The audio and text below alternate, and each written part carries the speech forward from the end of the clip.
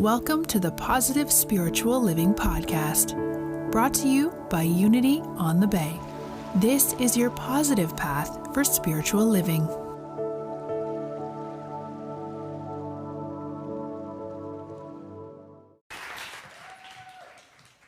Like a whisper to my soul, your word is revelation. We are actually going to take a pretty deep dive into that this morning. But first, we're going to talk about Easter a little bit again. Because we are planning such incredible services, we want to invite friends, as many friends as you would like to invite. So, while most churches will tell you to put your phone away and put it on silent mode, yes, keep it on silent mode, but take it out and take a picture of that previous screen and send it out. At least one person. Everybody. Come on, I don't see any cameras out. Come on, camera. Take a picture of that, send it to one person, or two, or three. And then on your way out today, see me or Faye to pick up one of these beautiful St. Patrick's Day colored guest passes, spring green for Easter. These guest passes will actually allow your friend to reserve a seat at what will no doubtedly be a very crowded service. So they can reserve seats for themselves and for you. So take this VIP pass with you today and invite someone. All right, so now turning our attention back to finding this still small voice. I want to ask, what do a murderer, an adulterer, a thief, an idolater, a polygamist, and a sex worker have in common? I don't know, Rev Pam. What do they have in common? This is actually not the beginning of a bad joke. I'll leave that to Reverend Juan.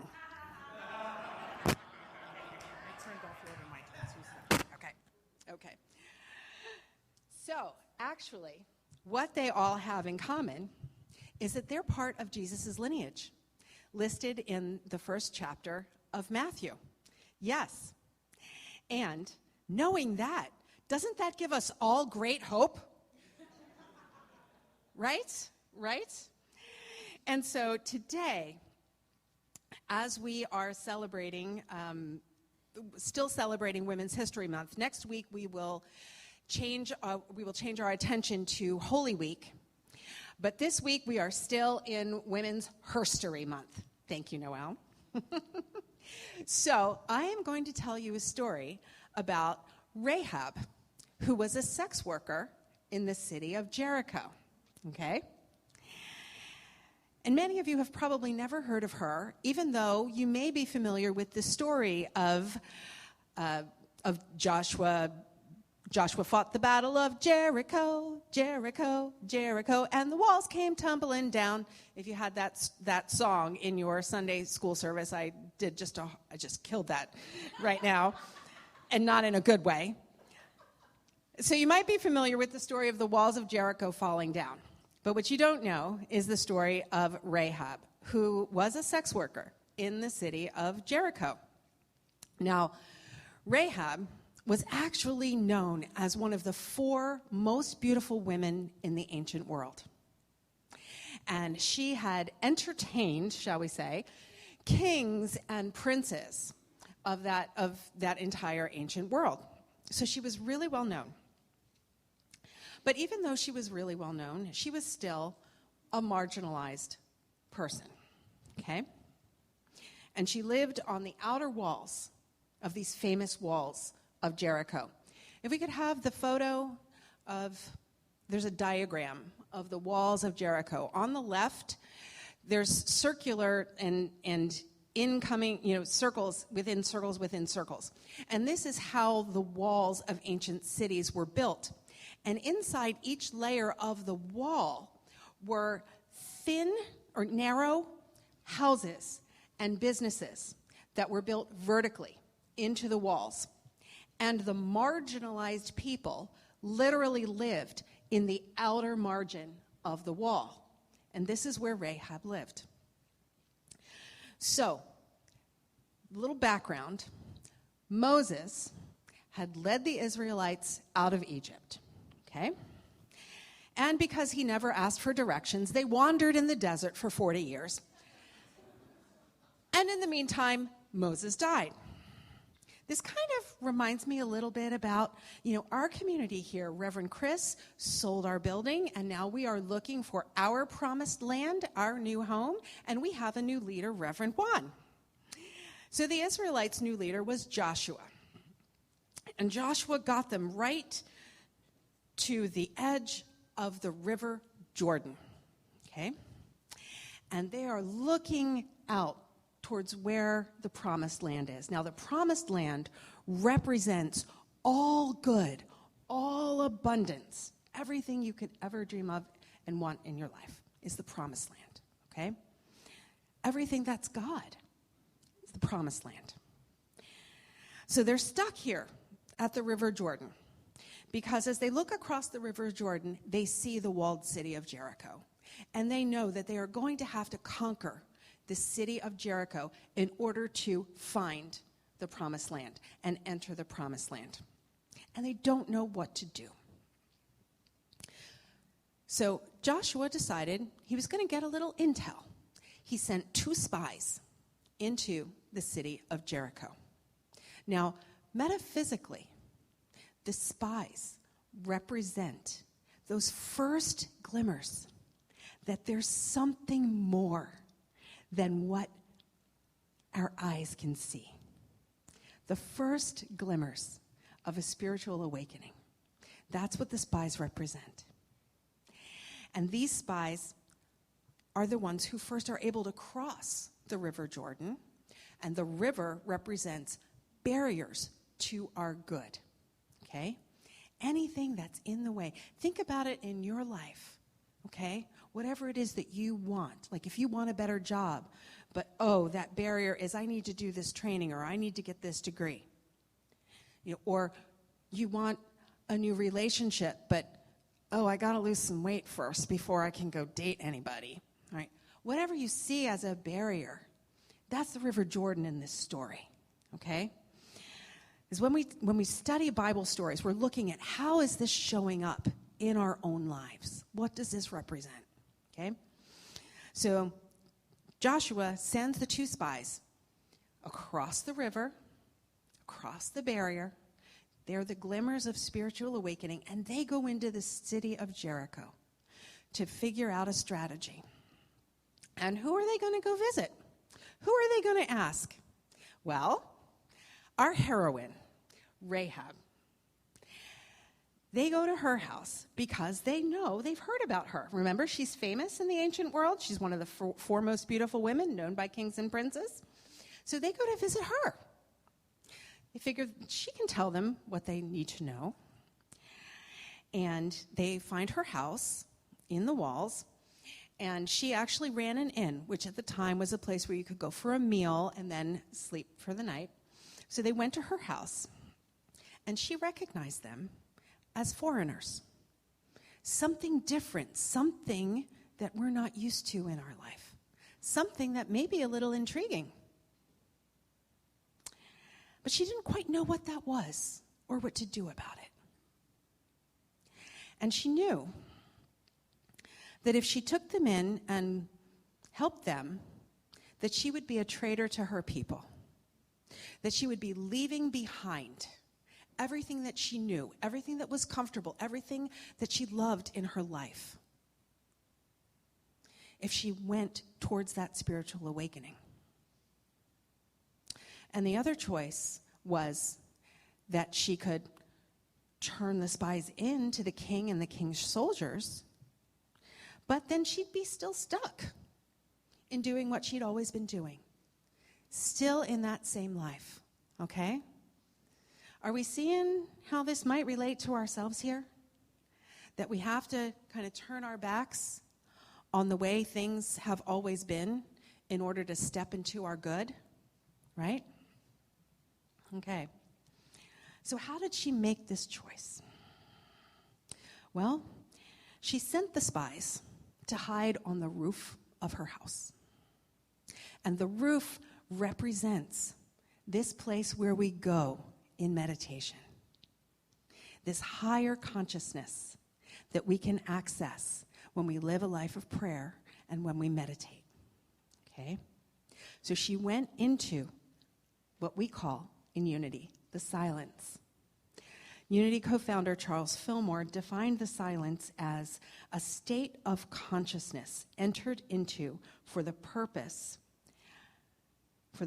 of putting each person in touch with divine mind so that the soul may listen to the still, small voice. Okay? So picture this.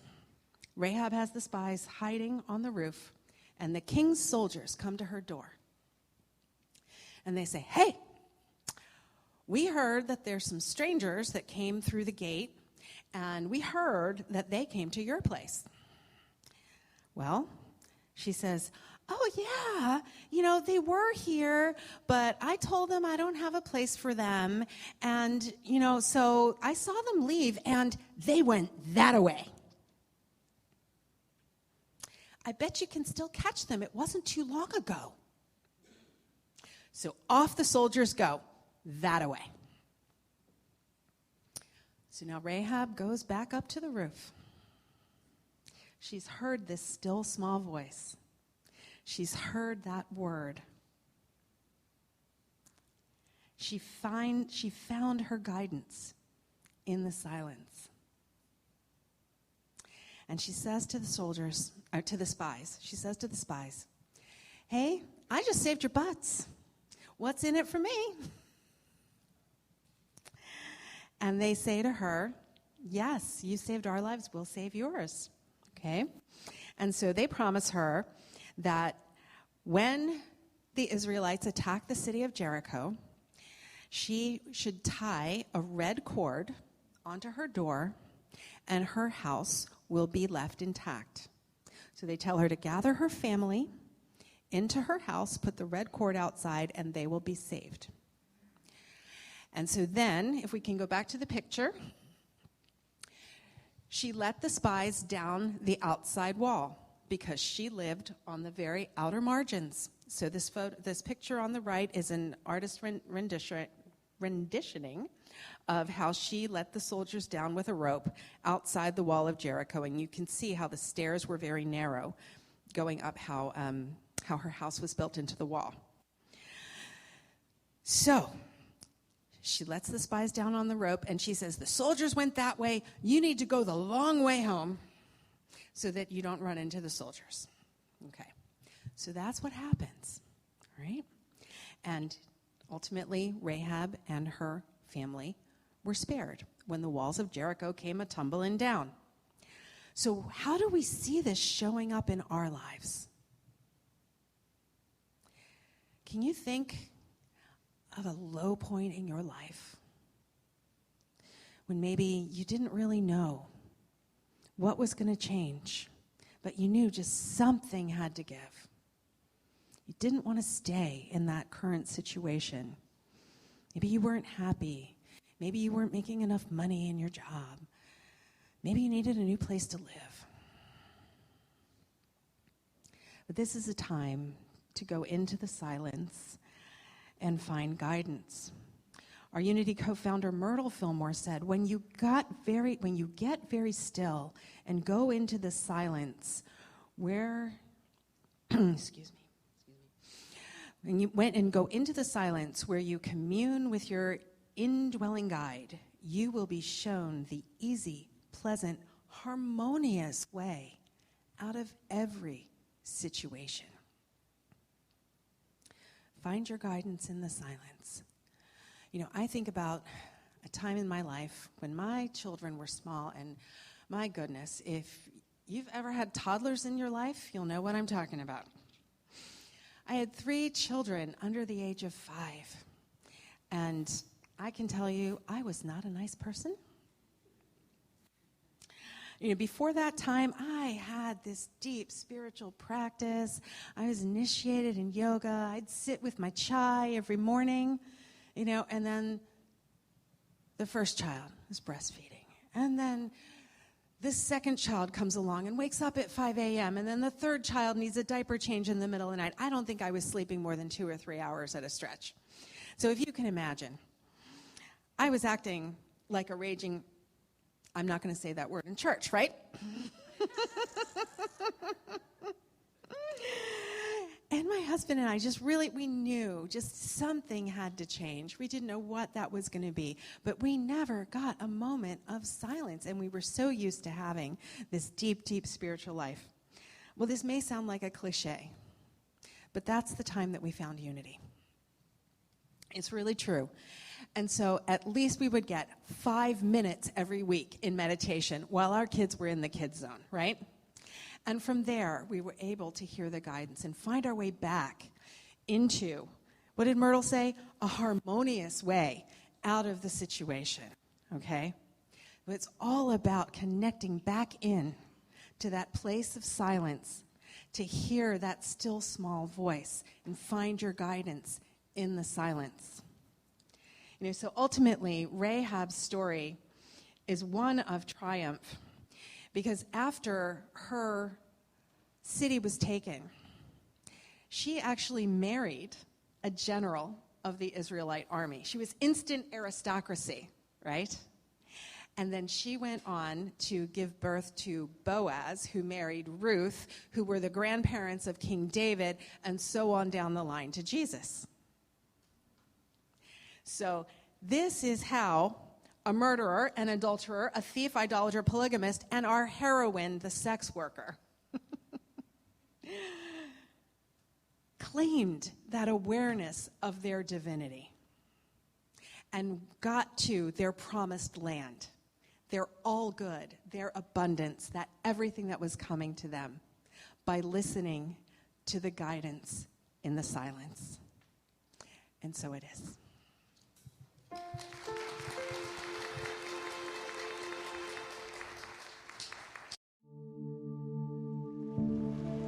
We hope you enjoyed this episode of the Positive Spiritual Living Podcast, brought to you by Unity on the Bay, a spiritual community located in Miami, Florida.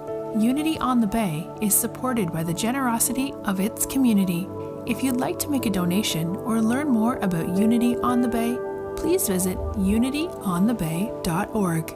You can also follow Unity on the Bay on Facebook, Instagram, and Twitter for even more positive spiritual inspiration. Until next time, thanks for listening and many blessings. Namaste.